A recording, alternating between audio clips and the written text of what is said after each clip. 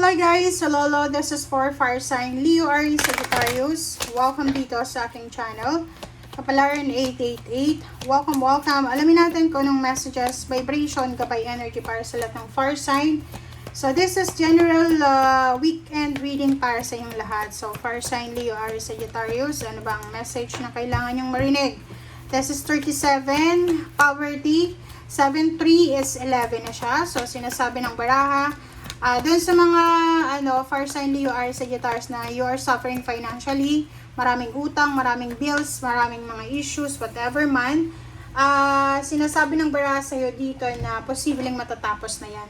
By the weekend, posibleng may mag-offer sa'yo ng relationship, and then yung relationship na mag-offer sa'yo ay mayaman yung tao na yan.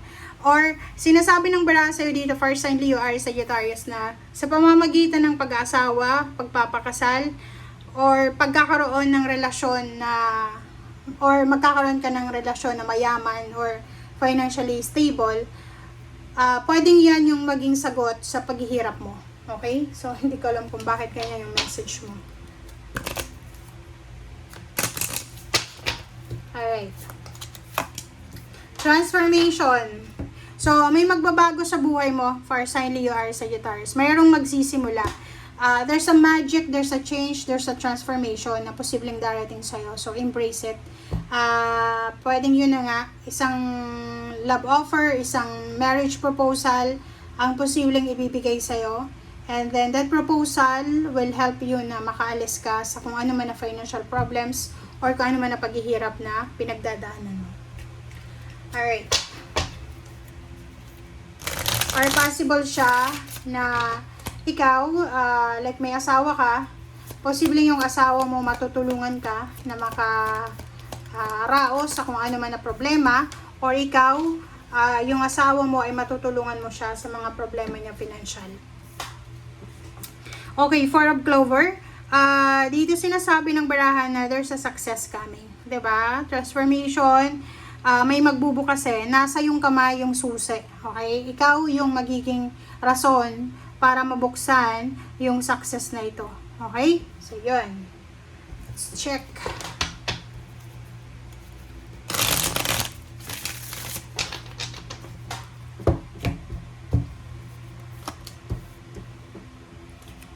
Three of Air, Ten of Water, Four of Water.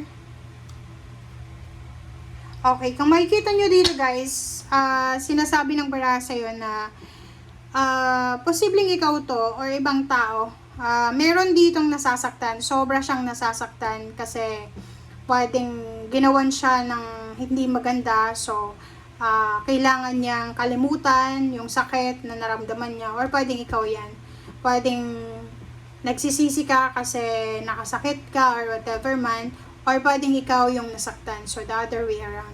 Pwedeng kapamilya mo to. Or, posible lang na anak, asawa, or membro ng pamilya to. So, there's a problem na nangyari, like, nag-away, nagkagulo, hanggang sa naging dumating sa sitwasyon na na-involve yung mga otoridad, police, attorney, judge, whatever man.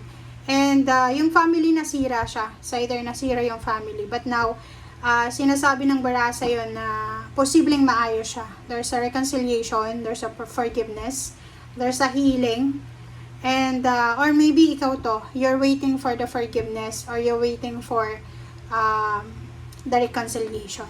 But, pagdating ng Lunes, wishes, dreams, happiness, nakikita ko sa'yo dito na kahit hindi man matupad itong gusto mo na reconciliation or healing, forgiveness, masaya ka pa rin by the end of the week.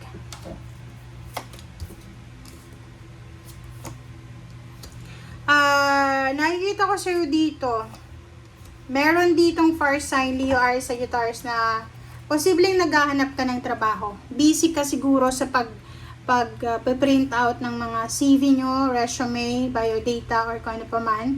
So, you're searching for empowerment and fulfillment. Yung parang pakiramdam mo emptiness.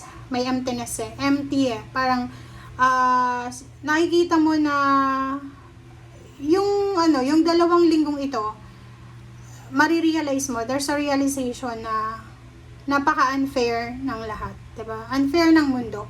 Parang marirealize mo na, nako, napaka-unfair talaga ng mundo. But there's mayroon naman ditong iba na fire sign Leo or Sagittarius na posibleng kayo ay makatanggap ng trabaho, there's a contract signing na kailangan yung gawin sa malayong lugar, or maybe you have several job offers na kailangan mong pirmahan yung kontrata, you have several options na tanggapin or whatever man siya.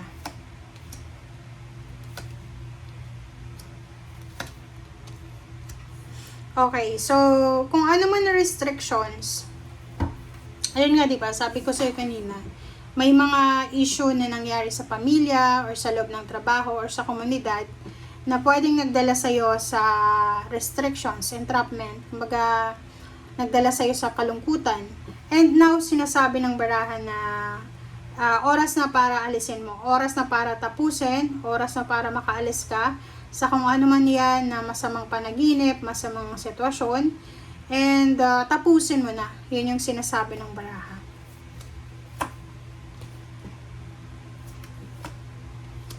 Wow! So, nakikita ko sa'yo dito, fire sign Leo or Sagittarius. Are you a business person? Kasi kung business person ka, kung may business ka, sobrang magtatagumpay itong business mo. Kumbaga, magiging sobrang prosperous ka and secured financially. Lalo na kung ano to, business ito ng lolo-lola mo, parang ganon. Halimbawa, pamana, sa supermarket, tindahan to ng lolo-lola mo, pinagpatuloy mo lang, parang ganyan ganito, or parents mo. Nakikita natin dito na sobrang magbo-boom yung business na yan. And another is, yung sobrang mas skills na fire sign Leo or Sagittarius. May isang tao na posibleng napakayaman niya or financially stable siya, na posibleng lapitan ka. Pwedeng mag-o-offer siya sa'yo ng kontrata. Like, babayaran niya yung efforts mo, babayaran niya kung ano yung ginagawa mo. Okay? And at the same time, there's a promotion din. There's a promotion, higher salary, or isang business ang biglang magbo-boom, biglang magiging successful yung business na yan.